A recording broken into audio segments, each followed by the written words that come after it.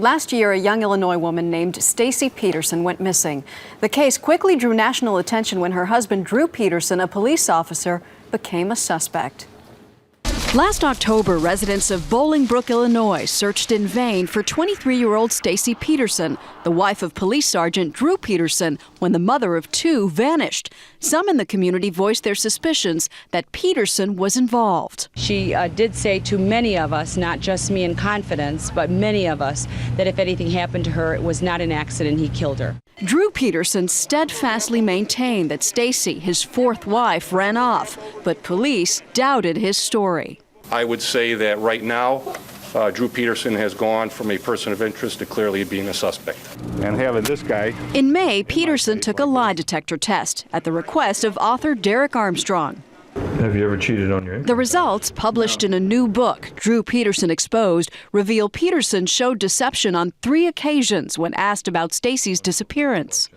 Peterson was deceptive when asked about the last time he saw Stacy, if he knows her whereabouts, and about a phone call from Stacy saying she was leaving him. And investigators are taking another look at the death of Peterson's third wife, Kathleen Savio. Savio was found dead in a bathtub in the couple's home in 2004. Her death, first ruled an accident, was recently ruled a homicide after her body was exhumed. Joining us for an exclusive interview this morning are Drew Peterson and his attorney, Joel Brodsky. Good morning, gentlemen. Good morning, Maggie. Good morning. I want to say first off that most of the responses to that polygraph indicate you were not involved in your wife's disappearance. But I also want to give you the chance to respond to those that we heard from that could be incriminating. First off, you were asked, was the last time you saw Stacy before you went to bed? You said yes. The machine says you were deceptive. Why? I have no idea. I answered the questions truthfully, and why it showed up that it was deceptive, I have no idea.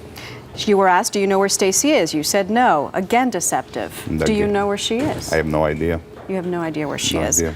Did Stacy call you and tell you she was leaving? You said yes. Machine says deceptive. Again, that's what happened, and why it came up deceptive, I just can't answer for that.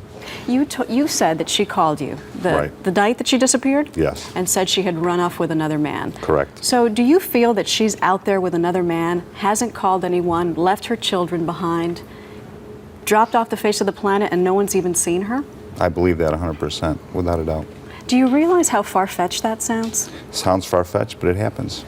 So I really can't answer for where she is or what she's doing or anything like that. What did she say to you that night in that phone call?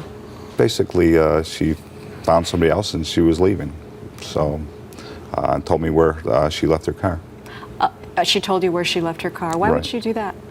I guess she didn't want it, so she wanted me to have it. And was she the kind of person who would just leave her kids behind? No, she wasn't, which makes it kind of peculiar that all this is happening. She loved her children. She loved her children. What about her family? Was she close with her family? That was on and off. You know, sometimes, I mean, we were planning to move to California or Arizona to get away from her family because of the kind of trouble, some issues they were involved in. So one minute she loved them, one minute she wanted to get away from them. So I, again, can't answer for what was going on in her head at the time. When she told you she was leaving you for another man that night, this is your first indication that something was wrong with the marriage? Well, again, she would indicate that she wanted a divorce sometimes, and then the next day she was fine. So it was kind of an emotional roller coaster, and this was all stemming from her sister dying of cancer. She took it really hard, and we had her under psychiatric care, and she was on medication. So again, I can't answer what was going on in her head the night she left. But can you understand why people watching at home, why people who hear you tell this story shake their heads and think, he can't be telling the truth? It just doesn't make sense. Do you understand that? I understand what people are thinking, of course, but it happens. If you look at the polygraph, I mean, if you believe in polygraphs, one thing the polygraphs all confirm is that Drew had nothing to do with either Kathleen's death or that he did no harm to Stacy, and he had no role in her leaving the house. So if you like polygraphs or if you believe in that they're accurate, then those facts are confirmed. Okay, so you say that the polygraph is good as far as Well, supporting his case. I personally don't find polygraphs, I've always said this, that I don't find them to be reliable. I don't believe that they're reliable, they're not admissible in court. But it's not the polygraph, I think. It's your claims, the things that you admittedly say don't make sense but are just the way that they are. Sure. For example, in your third wife's death, Kathleen's death, you say that you had the kids that weekend, you were in the middle of a divorce, you dropped them off that night, she wasn't there, she wasn't answering, so you took them back home, and it wasn't until the following night that you asked the neighbors to go in. Why did you wait a full night?